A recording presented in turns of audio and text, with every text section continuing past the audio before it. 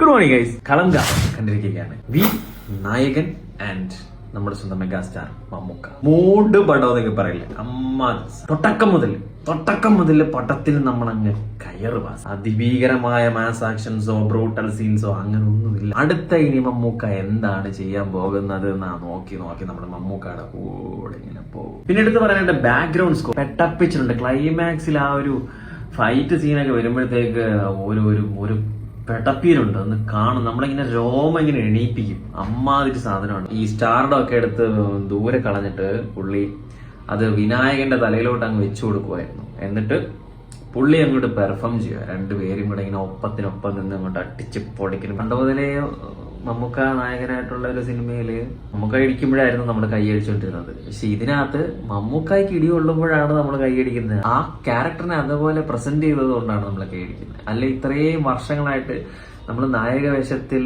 മമ്മൂക്ക മീശ പിരിച്ചിരിക്കുമ്പോ കൈയടിച്ചോണ്ടിരുന്ന നമ്മൾ ഇന്ന് മമ്മൂക്കായെ ഇടി കൊള്ളുമ്പോൾ കൈയടിക്കണമെങ്കിൽ ഇത്രയും വർഷത്തെ ആ ഒരു സാധനം നമ്മുടെ മൈൻഡിൽ നിന്ന് മാറി മമ്മൂക്കയ്ക്ക് എതിരെ നിന്ന് നമ്മൾ കൈയടിക്കണമെങ്കിൽ അയാൾ എങ്ങനെയായിരിക്കും ആ ക്യാരക്ടറിനെ അവിടെ പ്രസന്റ് ചെയ്തിട്ടുണ്ടാവുക.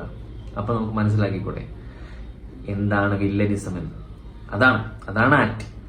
വാവ് ആയിട്ട് പറയാൻ വേണ്ടിയുള്ള സീനുകളൊന്നുമില്ല. എല്ലാം വാവ് ആയിട്ട് പറയാനാണ് ഇതിനകത്ത് പെർഫോമൻസ് മാത്രമാണ്. ഈ മമ്മൂക്കാടെ വിനായകന്റെ പെർഫോമൻസ് ആണ് ഇതിനകത്ത്. അപ്പൊ ശരി, ബൈ ബൈ.